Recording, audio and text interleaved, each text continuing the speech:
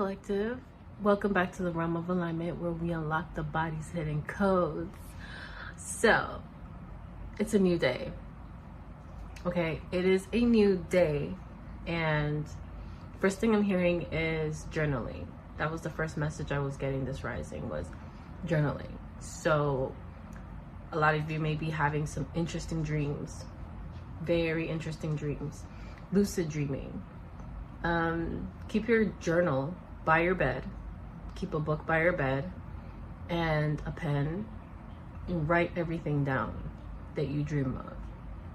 I feel like right now our dreams are also not only unlocking like information, but showing us things that we need to work on in particular that could be causing like blockages. So that was important, but that wasn't today's message. The message that I was getting was,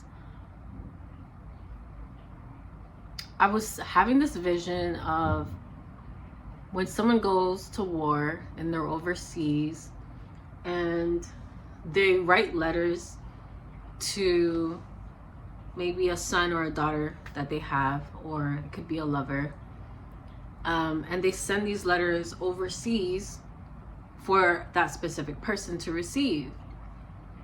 And we've heard the story in many times, we've seen the storyline in movies all the time. And whoever is overseas is trying to contact another, and the only way that they're able to do so is by letters. So when these letters arrive to the address, the person who is meant to actually read the letter never gets the letter in their hand. It always goes to someone who's of authority in this space that the person who is initially meant to receive the letter is living. So just to simplify it, the person who's overseas sending the letter to a specific person, their letters are being received by somebody who is of authority in that household or space, whatever the case is. And that person of authority is taking those letters and hiding them, tucking them away for whatever reason. There could be so many different reasons as to why. But ultimately, it's blocking communication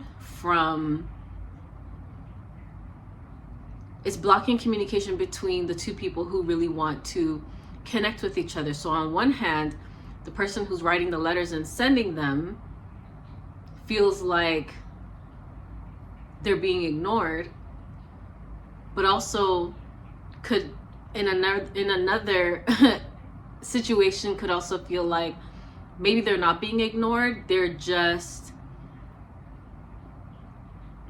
they have faith that this person is going to eventually get to the letter, because they know somehow this person may not be receiving the information. They may have some knowledge that, this person actually is not receiving the information, so they just keep sending the letters. But in whatever case, whether they know the situation or not, they continue to send these letters because of this level of faith. They know that somehow, some way, these letters may come back to them or must come back to them. And then on the other hand, the person who's supposed to receive the letters has no idea about the communication at all, or feels like they have been forgotten about. Yeah. So that's the storyline that I was seeing, and I was like, oh my gosh, like what is going on here? Because I can't relate to this, but it feels like a really intense message for the collective, of course. So I don't know how this can play into your story, into your reality, but it definitely was giving, like, if I can make sense of it for myself, like when we pray and we know our prayers go directly to source, to God, to our spirit team. But then there was something about this message that was also telling me that the way this could resonate for me, maybe for you too, in the same way, is be mindful of your authority. Like the thing that you make your authority, which I look at as distractions. I think authority can also mean like when you wake up first thing in the morning, like, are you grabbing your phone before you give thanks for opening your eyes? And are you, like, what's the first thing on your mind when you rise up in the rising, you know? Like, what do you make your authority?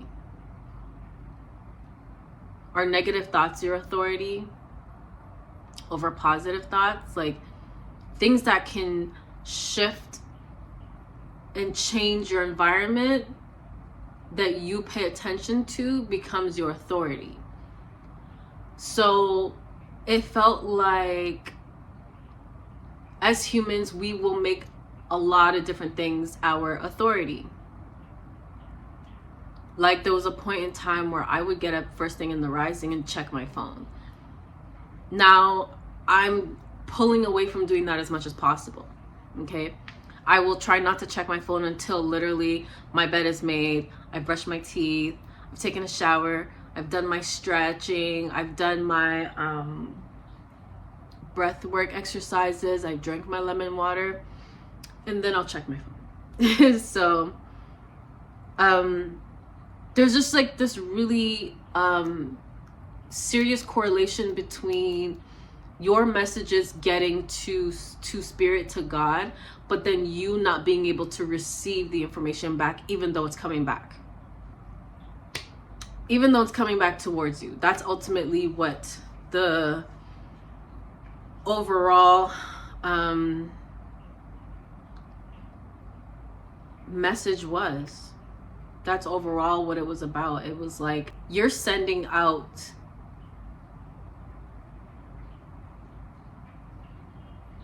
your requests, your prayers, your thoughts, your feelings, your emotions, and you're expecting back something. But for some reason, you don't see anything around you that's like, or you're not noticing. You're not noticing the response. You're not noticing the answers that you're actually receiving, the synchronicities, the shift in the energy around you. You're not noticing it, but it's happening. And the reason why you're not noticing is because your authority isn't in the place. You've made something your authority that shouldn't be your authority. And what you've made your authority is now standing in the gap of you receiving your message from spirit. Yeah. So that ultimately is what I was getting. Like, this was a very interesting message. I never got anything like this before. And like my notes, I literally wrote down third party energy. The letter from God was written. The letter from God was written, but the dark realms, which is the authority, who you bow to, has been hiding those letters, making you think God doesn't respond. So something about even us being tricked into thinking what we use on a day-to-day basis can't actually be used by the lower realms to create distraction. Like, I can always go back to the phone. That's the easiest thing to think of. Like, people are so enslaved by their cell phones. You know, the first thing people do when they get up in the morning is they think about their messages, or they think about, you know, who texted them, and emails and work and conversation, just all kinds of things. It's the phone, the phone, the phone, the phone. And then that becomes your authority. And once that's your authority, it can actually step in the middle of you receiving information from source, from the spirit realm, because you've made something your authority that shouldn't have been your authority. The first thing that's your authority is the spirit realm. It should just be you and the spirit realm. Nothing should come between that. And I'm learning something I want to share with you guys that I'm doing for myself is asking God to show me, asking God for permission for everything. Literally. Can I date this person? Should I spend this money? Should I eat this? Should I go there? Should I wear this? You know, should I say this? What should I do? Asking for permission. This is how your steps are ordered. I'm trying to become more not disobedient. Oh my goodness. Maybe I have been disobedient, but I'm trying my best to become more and more obedient by asking for permission to do things, asking for permission to, you know, go places and spend money. This is the hardest thing to do, of course, especially when it comes to money, because it's like you've already made up in your mind what you want to get, but then you got to stop and ask God and like actually wait for an answer. And the answer may not come immediately all the time, even though in most cases it does. But there's like this need for us to be disciplined, this need for us to be so vigilant, so aware of what's happening around us, but also not being hard on yourself. Like really just allowing yourself to be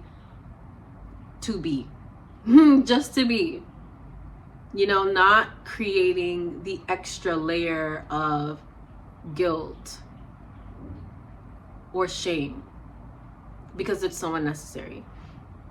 But anyways, that's all I have. Thank you guys so much for tuning in today, and I will be dropping more videos this week. I'm switching up the flow because I have completed the assignment in the way it needed to be completed, and now we're on a different timeline. So, Happy New Year. Happy New Year to everyone. I'm so excited for this new timeline. We are officially in the year of the fire horse. So shout out to my fire signs. This is our year, and I'm really looking forward to the amazing things that are coming. So it really feels like a new day. It feels fresh. It feels almost like when I was younger, back in the day, starting a new job and up first thing in the morning, just setting up, and it's quiet. There's this new feeling, this newness to it. That's what this feels like right now. It literally feels like that. So I hope you all feel the same. Even if it's in a different way, I hope that you feel the newness. And again, I love you guys so much. Don't forget to check out my book on Amazon. It's called The Quantum Ascension Workbook. Help me get to #1 on Amazon. And I do have some other channels linked below for my family. And I love you guys so much. I will see you in the next one. Peace. Aligned,